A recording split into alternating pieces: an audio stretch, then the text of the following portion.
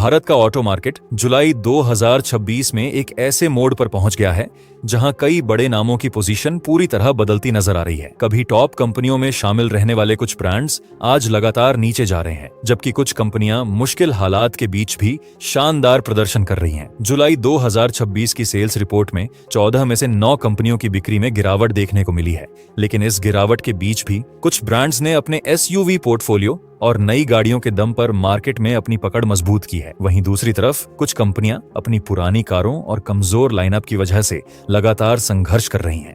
तो आखिर जुलाई में किस कंपनी ने बाजी मारी और कौन सबसे ज्यादा मुश्किल में नजर आ रही है? चलिए पूरी रैंकिंग को कहानी की तरह समझते हैं। 14वें नंबर पर है जीप, और जुलाई 2026 में इस कंपनी की हालत देखकर अंदाजा लगाया जा सकता है कि भारतीय बाजार में इसकी मुश्किलें कितनी बढ़ चुकी हैं। पूरे महीने जीप सिर्फ 218 गाड़ियां ही बेच सकी।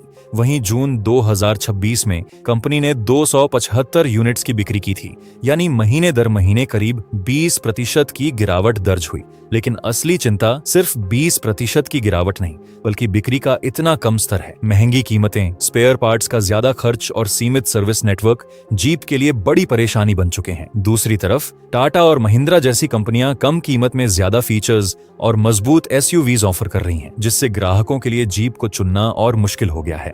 अगर कंपनी जल्द ही कोई नई और दमदार एसयूवी या बड़ा बदलाव नहीं लाती, तो आने वाले महीनों में भारतीय बाजार में जीप की स्थिति और कमजोर हो सकती है। 13वें स्थान पर आती है सिट्रोएन, और जुलाई की रिपोर्ट देखकर लगता है कि कंपनी ने बिक्री बढ़ाने के लिए डिस्काउंट का सहारा काफी ज्यादा लेना शुरू कर दिया है। जुलाई 2026 में सिट्रोएन की कुल बिक्री 949 यूनिट्स रही, जबकि जून में कंपनी ने 760 गाड़ियां बेची थीं, यानी महीने दर महीने करीब 24% की बढ़त देखने को मिली।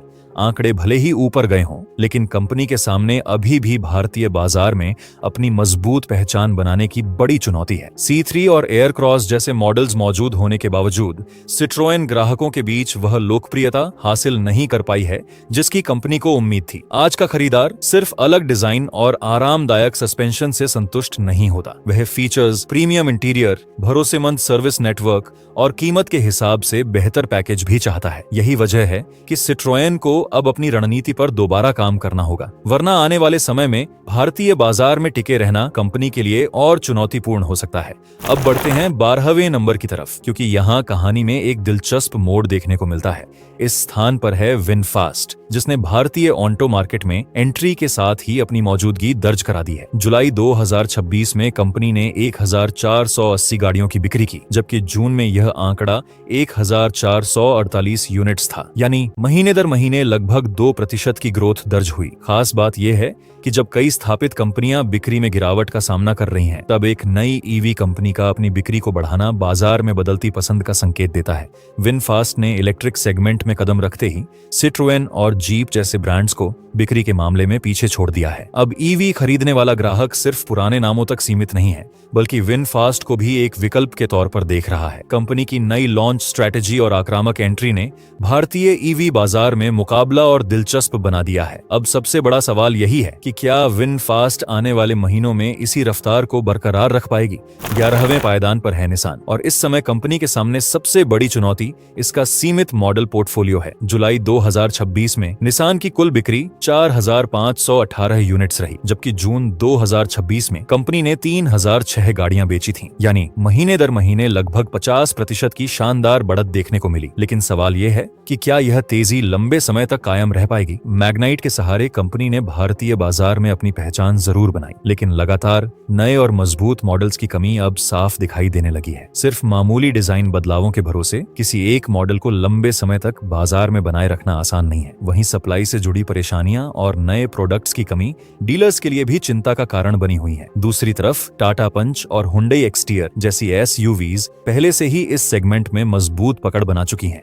ऐसे में निसान को अपनी स्थिति सुधारने के लिए जल्द ही कोई बड़ा कदम उठाना होगा, वरना आगे मुकाबला और मुश्किल हो सकता है। अब पहुंचते हैं 10वें नंबर पर, और यहाँ से कहानी एक ऐसे ब्रांड की तरफ मुड़ती है जिसने कभी भारतीय ऑटोमोबाइल बाजार में अपनी अलग पहचान बनाई थी। जी हाँ, बात हो रही है होंडा की। एक समय होंडा सिटी सिर्फ एक कार नहीं बल्कि भारतीय परिवारों के लिए स्टेटस और भरोसे का नाम हुआ करती थी। लेकिन जुलाई 2026 की बिक्री ने दिखा दिया कि बाजार की पसंद अब काफी बदल चुकी है। इस महीने होंडा ने कुल 6014 गाड़ियां बेची, जबकि जून 2026 में कंपनी की बिक्री 5243 यूनिट्स थी, यानी करीब 14% की महीने दर महीने बढ़त दर्ज हुई। फिर भी होंडा अमेज और सिटी अब पहले जैसी चर्चा पैदा नहीं कर पा रही हैं, जबकि एलिवेट भी कंपनी की उम्मीद के मुताबिक बड़ा असर नहीं छोड़ पाई। हालांकि होंडा के लिए आगे उम्मीद बाकी है, क्योंकि अगले महीने नई होंडा सिटी और उसके बाद नई WRV बाजार में आने वाली है। अगर इन दोनों नई गाड़ियों को ग्राहकों का अच्छा रिस्पांस मिला तो होंडा के लिए भारतीय बाजार में वापसी का रास्ता फिर से खुल सकता है। 9वें स्थान पर है रेनॉल्ट, और इस बार कंपनी ने बिना ज्यादा चर्चा में आए एक मजबूत दावेदार की तरह अपनी मौजूदगी दर्ज कराई है। जुलाई 2026 में रेनॉल्ट की बिक्री 3293 यूनिट्स रही, जबकि जून में कंपनी ने करीब 4063 गाड़ियां बेची थीं, यानी महीने दर महीने लगभग 18% की गिरावट देखने को मिली। इसके बावजूद रेनॉल्ट की कहानी पूरी तरह निराश करने वाली नहीं है, क्योंकि कंपनी ने मुश्किल बाजार के बीच कुछ समय पहले पॉजिटिव ग्रोथ भी दर्ज की थी। ट्राइबर और कीगर जैसे मॉडल्स आज भी बजट और मिडिल क्लास परिवारों के बीच अपनी जगह बनाए हुए हैं। खासकर ट्राइबर का बेस वेरिएंट कम कीमत में 7 सीटर का विकल्प देता है, जो बड़े परिवारों के लिए इसे काफी आकर्षक बनाता है। वहीं कीगर भी बजट SUV चाहने वाले ग्राहकों को अपनी तरफ खींचती है। जहां होंडा और निसान जैसे ब्रांड्स को बाजार में अपनी पकड़ बनाए रखने के लिए संघर्ष करना पड़ रहा है, वहीं रेनॉल्ट धीरे धीरे अपने मौजूदा मॉडल्स के सहारे मुकाबले में बनी हुई है।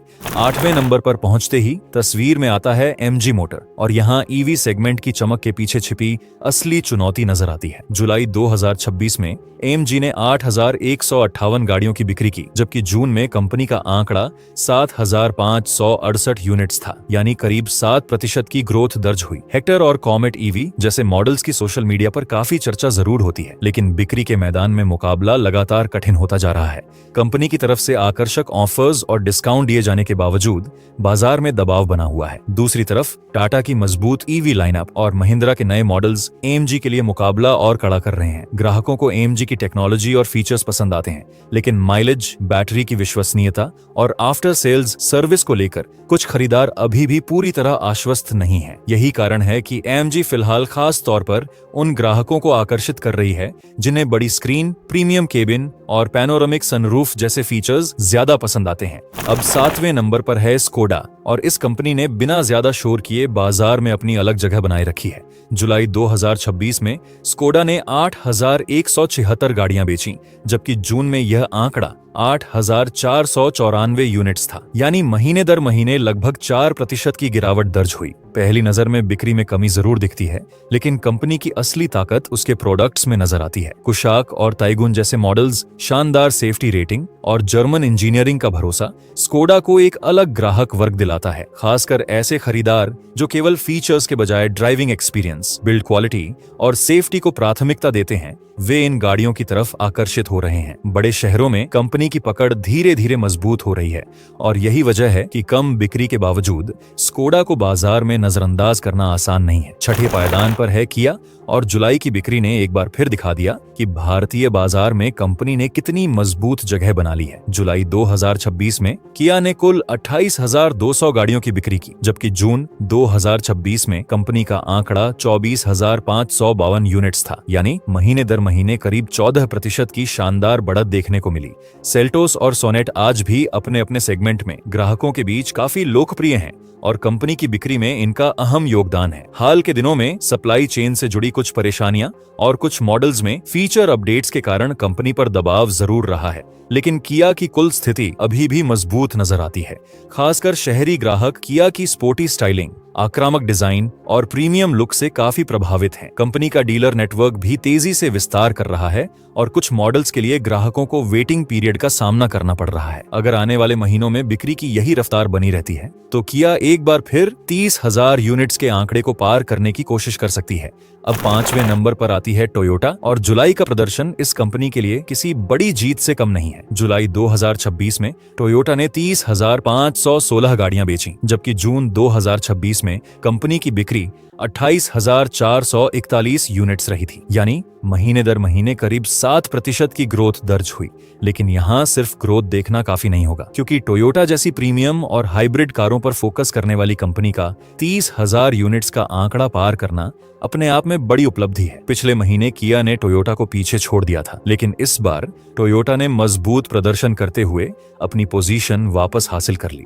इनोवा, हाइब्रिड क्रॉस और फॉर्च्यूनर की डिमांड आज भी इतनी मजबूत है कि ग्राहक ज्यादा कीमत और लंबी वेटिंग के बावजूद इन्हें खरीदने के लिए तैयार हैं। टोयोटा की खासियत यह है कि इसकी बिक्री सिर्फ डिस्काउंट या होलसेल आंकड़ों के भरोसे नहीं चलती, बल्कि रिटेल ग्राहकों की मजबूत मांग भी कंपनी को लगातार सपोर्ट करती है। वहीं हाइब्रिड टेक्नोलॉजी टोयोटा की सबसे बड़ी ताकतों में से एक बन चुकी है, क्योंकि भारतीय ग्राहक अब बेहतर माइलेज और भरोसेमंद टेक्नोलॉजी को पहले से ज्यादा महत्व देने लगे हैं। अब चौथे स्थान पर है Hyundai, और जुलाई की रिपोर्ट इस कंपनी के लिए एक बड़ा बदलाव लेकर आई है।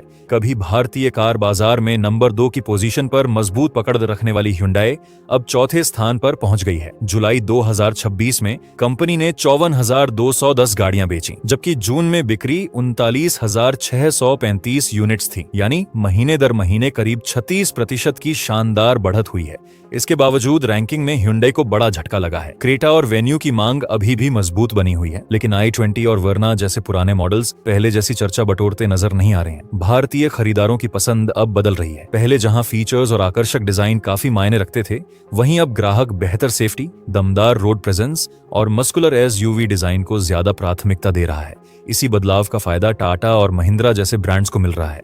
Hyundai की सबसे बड़ी ताकत लंबे समय तक उसका फीचर लोडेड पैकेज रहा, लेकिन अब मुकाबला पहले से कहीं ज्यादा कड़ा हो चुका है। अगर कंपनी ने बदलती ग्राहक पसंद के हिसाब से अपनी रणनीति नहीं बदली, तो आने वाले महीनों में नंबर 2 की पुरानी स्थिति वापस पाना उसके लिए चुनौती बन सकता है। अब कहानी पहुंचती है तीसरे नंबर पर, जहां महिंद्रा ने अपने दमदार प्रदर्शन से पूरे बाजार का ध्यान खींच लिया है। जुलाई 2026 में महिंद्रा ने 60,048 गाड़ियों की बिक्री दर्ज की और Hyundai को पीछे छोड़ दिया। जून 2026 में कंपनी ने 60,393 यूनिट्स बेची थी, इसलिए महीने दर महीने करीब 1% की मामूली गिरावट जरूर आई है। लेकिन इस छोटी गिरावट के बावजूद Hyundai जैसी बड़ी कंपनी को पीछे छोड़ना महिंद्रा के लिए बड़ी उपलब्धि है। स्कॉर्पियो N और XUV 700 की मजबूत मांग ने कंपनी की बिक्री को जबरदस्त सपोर्ट दिया है और SUV सेगमेंट में इसका दबदबा लगातार बढ़ रहा है। कभी जो ग्राहक क्रेटा जैसी SUV खरीदने के बारे में सोचता था, आज वही स्कॉर्पियो की लंबी वेटिंग का इंतजार करने को तैयार है। महिंद्रा ने अपने नए दौर की SUVs के जरिए भारतीय खरीदारों को दमदार डिजाइन, मजबूत रोड प्रेजेंस और SUV वाली फील का ऐसा पैकेज दिया है जिसने ग्राहकों की पसंद बदलने में बड़ी भूमिका निभाई है। खास बात यह है कि महिंद्रा की लोकप्रियता अब सिर्फ गांवों और छोटे शहरों तक सीमित नहीं रही। बड़े शहरों के युवा और कॉर्पोरेट प्रोफेशनल्स भी इस ब्रांड की SUVs को तेजी से पसंद कर रहे हैं। डीलरशिप पर बढ़ती मांग और मजबूत बुकिंग इस बदलाव की कहानी खुद बता रही है। महिंद्रा की यह कामयाबी साफ संकेत देती है कि भारतीय ग्राहक अब देसी ऑटो ब्रांड्स को पहले से कहीं ज्यादा भरोसे और गर्व के साथ चुन रहा है।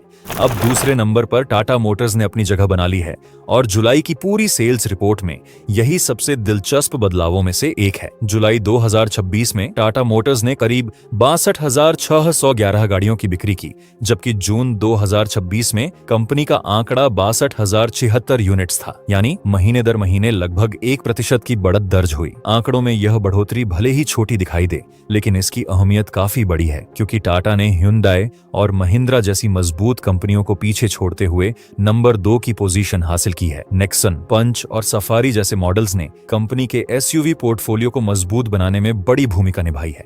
आज भारतीय सड़कों पर नजर डालें तो टाटा की SUVs आसानी से दिखाई देती है। कंपनी ने लंबे समय से सेफ्टी को अपनी पहचान बनाया है और अब यही चीज ग्राहकों के फैसले में पहले से ज्यादा महत्वपूर्ण होती जा रही है। कभी टाटा की फिट और फिनिश को लेकर सवाल उठाने वाले ग्राहक भी अब पंच और नेक्सन जैसे मॉडल्स को खरीदने में दिलचस्पी दिखा रहे हैं। खास बात यह है कि कंपनी की ताकत सिर्फ थोक बिक्री के आंकड़ों तक सीमित नहीं है, बल्कि रिटेल डिमांड भी मजबूत बनी हुई है। यह सफलता रातों रात नहीं आई, बल्कि लगातार नए मॉडल्स, बेहतर प्रोडक्ट्स और सही रणनीति का नतीजा है। अगर टाटा अपनी आफ्टर सेल्स सर्विस और सर्विस नेटवर्क को भी और मजबूत कर लेती है, तो आने वाले समय में इस कंपनी को चुनौती देना बाकी ब्रांड्स के लिए और कठिन हो सकता है। अब आता है इस पूरी लिस्ट का सबसे बड़ा नाम, और नंबर 1 की कुर्सी पर एक बार फिर मारुति सुजुकी का कब्जा है। लेकिन इस बार कहानी सिर्फ नंबर 1 बनने की नहीं, बल्कि बिक्री में आई जबरदस्त छलांग की है। जुलाई 2026 में मारुति सुजुकी ने 1,96,203 गाड़ियों की बिक्री दर्ज की, जबकि जून 2026 में कंपनी ने 1,47,187 यूनिट्स बेची थी, यानी महीने दर महीने करीब 33% की शानदार ग्रोथ। ऐसे समय में जब ज्यादातर कंपनियां बिक्री में गिरावट से जूझ रही थीं, मारुति का इतनी तेजी से आगे निकलना दिखाता है कि भारतीय बाजार में इस ब्रांड की पकड़ कितनी मजबूत है। बलेनो, स्विफ्ट और ब्रेजा जैसे मॉडल्स की लोकप्रियता ने कंपनी को लगातार फायदा पहुंचाया है, और बढ़ती मांग के साथ आकर्षक ऑफर्स ने भी बिक्री को सपोर्ट किया है। मारुति की सबसे बड़ी ताकत सिर्फ इसके मॉडल्स नहीं, बल्कि वर्षों से बना ग्राहकों का भरोसा है। गांवों और छोटे शहरों से लेकर बड़े महानगरों तक कंपनी की मौजूदगी बेहद मजबूत है। भारत में पहली बार कार खरीदने वाला ग्राहक आज भी अक्सर मारुति के शोरूम को अपनी पहली पसंद मानता है। यही भरोसा और विशाल ग्राहक आधार मारुति सुजुकी को लगातार नंबर 1 बनाए रखने में सबसे बड़ी भूमिका निभाता है। तो दोस्तों, जुलाई 2026 की सेल्स रिपोर्ट ने साफ कर दिया है कि भारतीय कार बाजार तेजी से बदल रहा है। मारुति सुजुकी नंबर 1 पर कायम है, जबकि टाटा और महिंद्रा ने हुंडई को पीछे छोड़कर बड़ा उलटफेर कर दिया है। वहीं जीप, सिट्रोएन और निसान जैसे ब्रांड्स के लिए आगे की राह आसान नहीं दिख रही। अब देखना होगा कि आने वाले महीनों में कौन अपनी बादशाहत कायम रखता है और कौन नंबर 1 की कुर्सी छीनने में कामयाब होता है। आपको क्या लगता है, अगला कार मार्केट किंग कौन बनेगा? कमेंट में जरूर बताइए। वीडियो पसंद आया हो तो लाइक और चैनल को सब्सक्राइब करना मत भूलिए। तो मिलते हैं अगले वीडियो में, तब तक के लिए जय हिंद, जय भारत।